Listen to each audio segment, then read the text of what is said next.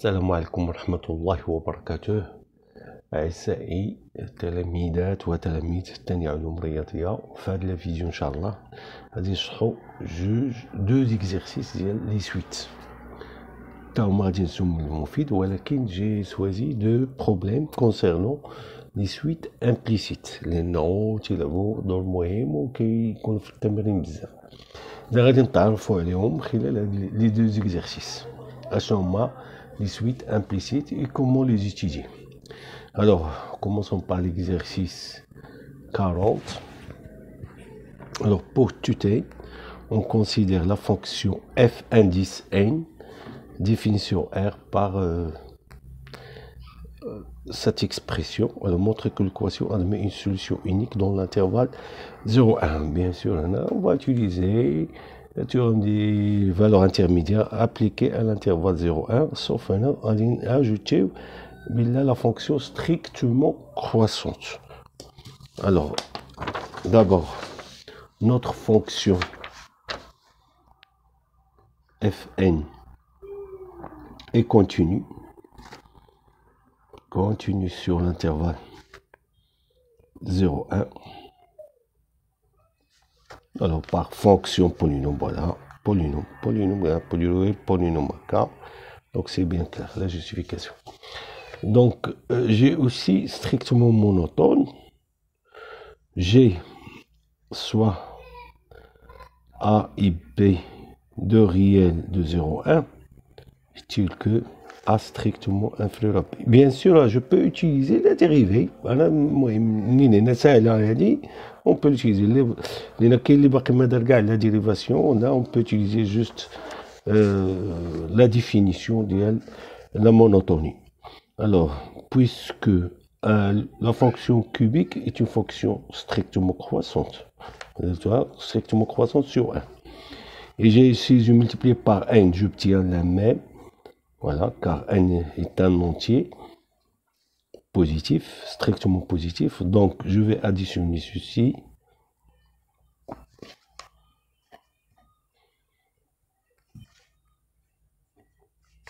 Donc, j'ajoute moins 1. Et donc, j'obtiens f de A strictement inférieur à f de P. Donc, f est strictement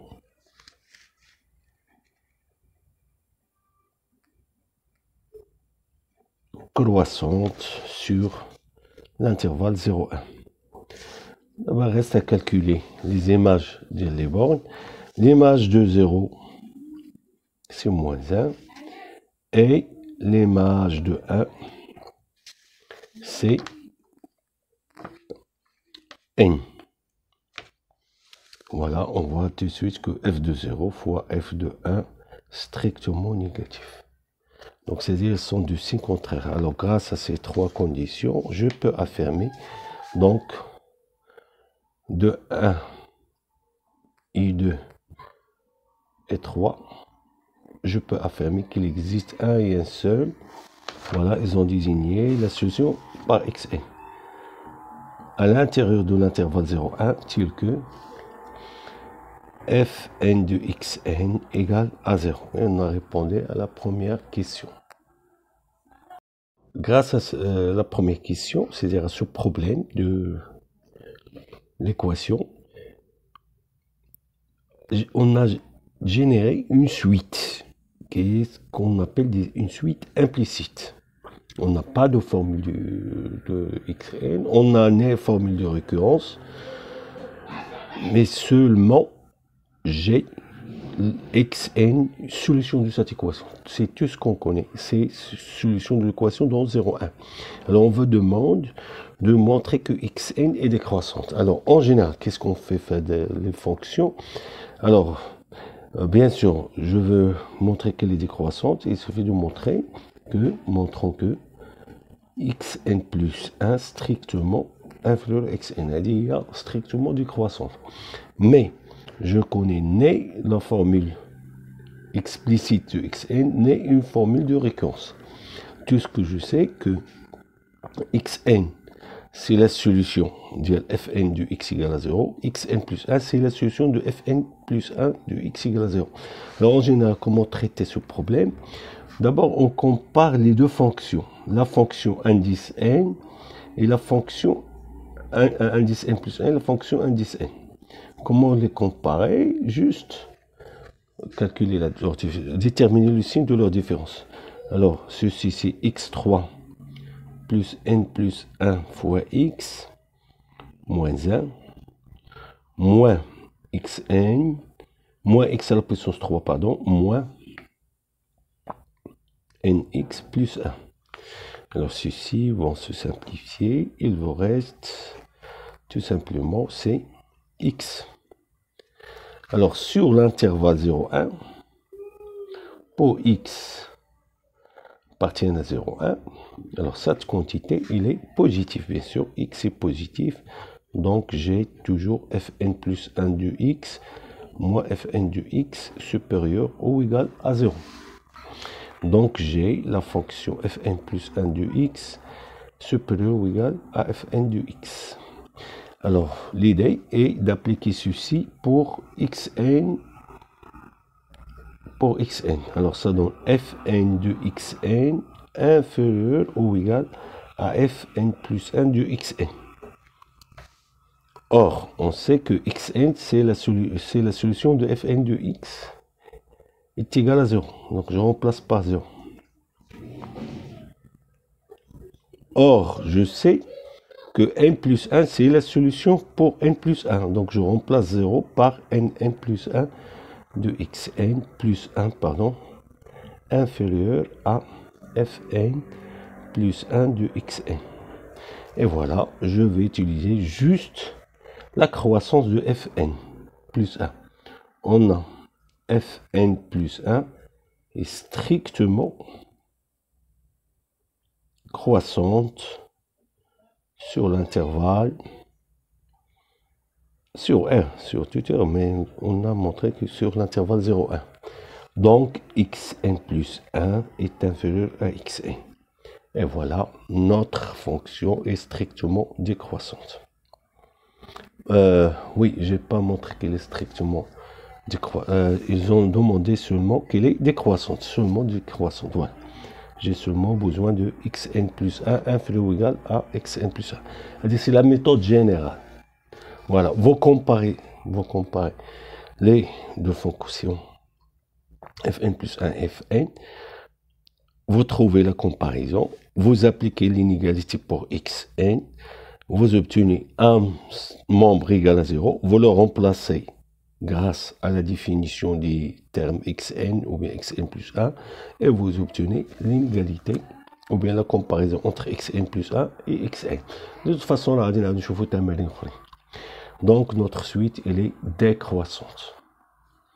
Alors, on déduit que la suite est convergente, c'est simple, c'est la question petit b. On a, quel que soit n, appartient à n étoile, bien sûr, xn est un réel de 0,1. Alors, ce qui m'intéresse ici, je dois écrire seulement, alors, xn est positif, voilà, xn appartient à 0,1. La suite xn est décroissante. Alors, minorée et décroissante, alors xn est convergente. Voilà. Alors, passons à la troisième question. Montre que potentiel j'ai xn inférieur à 1 sur n. Là aussi, on va utiliser seulement la relation qui a engendré ces termes. Alors, pour montrer il suffit d'utiliser la monotonie de la fonction fn. Alors, puisqu'il est croissante, donc il suffit de montrer que l'image de 1 sur n est supérieure à l'image de xn, qui est équivalent à montrer que 0 inférieur à f de 1 sur n. Voilà, c'est ce qu'il faut démontrer. Voilà. Passons maintenant à la troisième question. On va demander de montrer cette inégalité. Alors, Comme f est strictement croissante, il suffit de montrer que fn de xn strictement inférieur à fn de 1 sur n.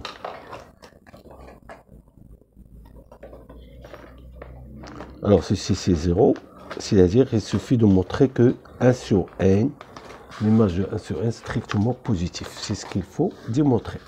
Alors nous n'avons qu'à calculer son image.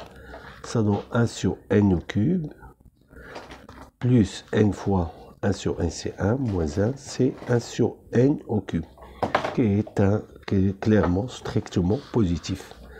Donc fn de 1 sur n, fn de xn inférieur à fn de 1 sur n.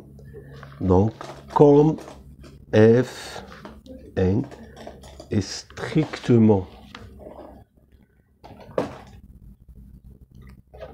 croissante sur bien sûr 0,1, alors xn est strictement inférieur à 1 sur n. Alors on dit, pour déterminer la limite, là c'est simple, on a, quel que soit n appartienne à n, xn est comprise entre 0 et 1 sur n. Il est coincé entre 0 et 1 sur n. Comme la limite de 1 sur n, c'est 0, alors la limite de xn, c'est 0. Alors, exercice 42. Il s'agit ici de l'étude d'une suite implicite définie par cette équation où Pn c'est ce polynôme-là. Donc, commençons par l'existence d'abord et l'unicité. Donc, on va montrer que cette fonction est une bijection de 0 plus l'infini vers un intervalle qui contient 0. Voilà, donc ma fonction c'est Pn de x égale xn plus xn moins 1 plus x carré plus x moins 1. Voilà. Là, c'est une fonction polynôme. Pn est continue. Continue sur R, donc sur l'intervalle 0 plus l'infini. Alors, pour strictement monotone, je vais utiliser la dérivée. Alors, si je calcule la dérivée, ça donne n x puissance n moins 1 plus n moins 1 x puissance n moins 2 plus 2x plus 1. Et là, cette quantité sur cet intervalle, elle est supérieure ou égale à 0.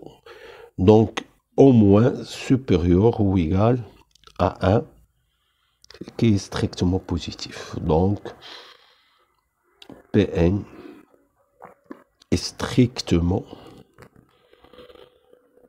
croissante sur l'intervalle 0 plus l'infini.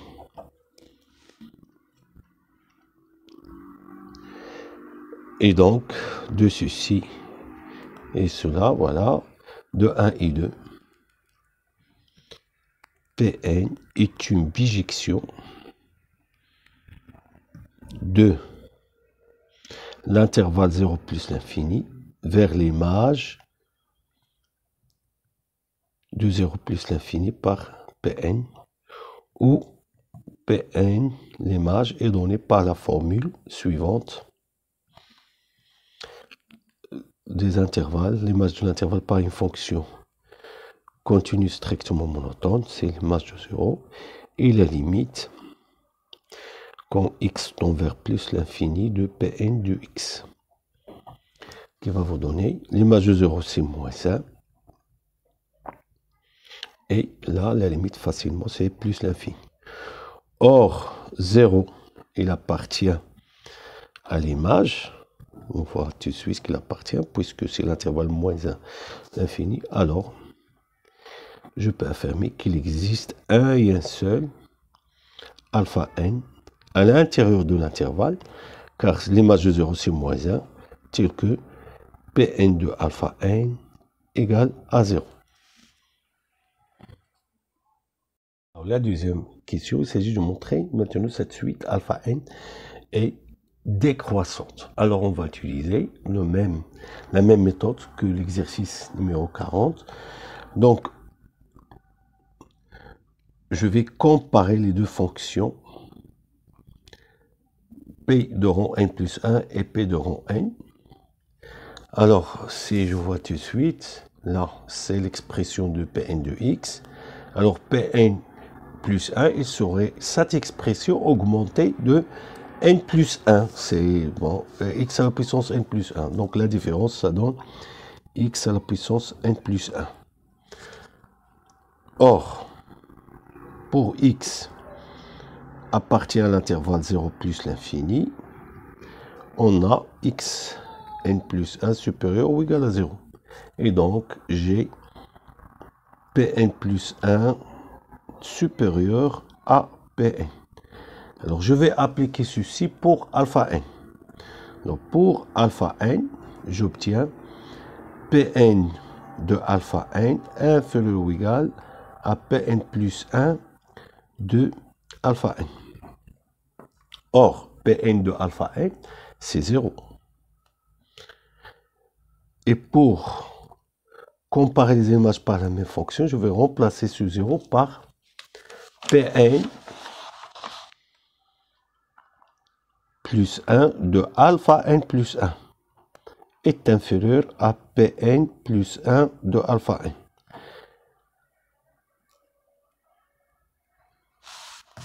Et comme la fonction Pn est croissante, alors, donc,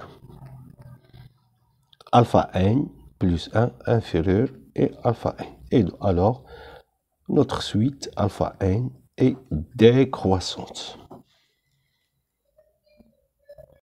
Alors, on déduire que la suite est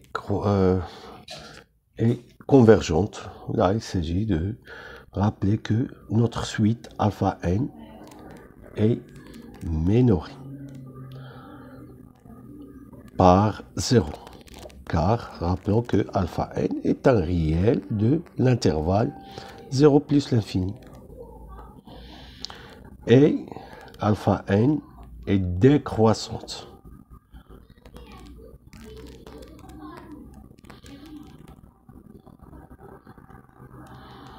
Alors, d'après les critères de convergence, alpha n est convergente. La dernière question, on vous demande de démontrer que sa limite, c'est 1/2. Alors, comment démontrer ceci, sachant que seulement c'est une suite implicite. Je vous rappelle, implicite, je n'ai pas la formule explicite de la suite, ni une relation de récurrence entre ces termes. Donc, qu'est-ce que je vais faire? Je vais revenir à l'équation. On a fait le cas.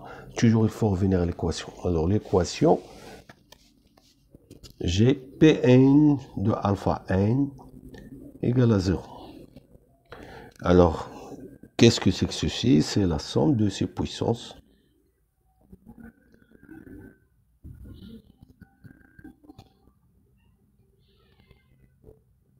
moins 1 égale à 0. Alors, une idée là, c'est réduire cette écriture de cette somme grâce à l'identité 1 plus x carré plus x puissance n moins 1 est égal à 1 moins x. Voilà, 1 à la puissance x moins, c'est 1 moins xn plus 1 sur 1 moins x, où pour x est un réel différent de 1. Donc, il faut s'assurer que alpha n est un réel différent de 1. Alors, calculons l'image de 1.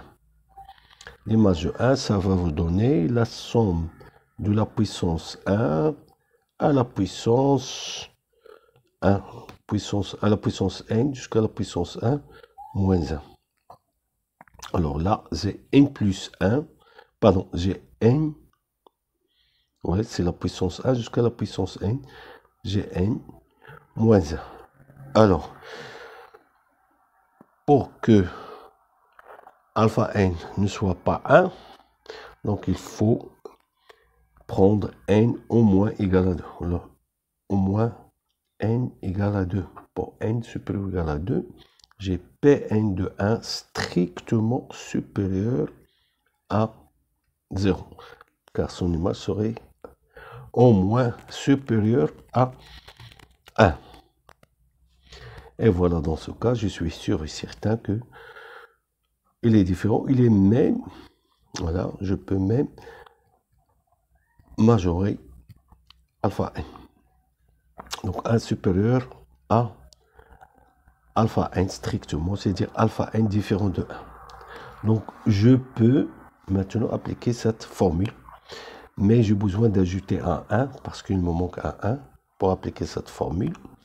Alors ceci va me donner alpha n à la puissance n plus alpha n à la puissance n moins 1 jusqu'à alpha n au carré plus alpha n plus 1 moins 2 égale à 0. Donc, pour n supérieur ou égal à 2, je peux réduire cette somme en cette écriture, c'est 1 moins alpha n à la puissance n plus 1, le tout divisé par 1 moins alpha n moins 2, égale à 0. Et ceci va me donner 1 moins alpha n à la puissance n plus 1 est égal à 2 fois 1 moins alpha n. Alors, pour calculer la limite, j'ai besoin de la limite de cette suite. Attention, cette suite, ce n'est pas une suite géométrique. La base, elle change. On a l'exposant n plus 1, la base, c'est alpha n. Non, attention, ce n'est pas la suite que à la puissance n. Alors, pour résoudre ce problème, je vais prendre alpha 2. Alors, sachant alpha 2, prenons alpha 2. Calculons alpha 2. Oui. Alors, alpha 2, c'est P2 de alpha 2 égale à 0. Ceci est équivalent à alpha 2 au carré plus alpha 2 moins 1 égale à 0. Alors, si vous faites delta, ça donne 5. Alors, les solutions sont de cette équation, c'est moins racine carrée de 5 sur 2 et x2 moins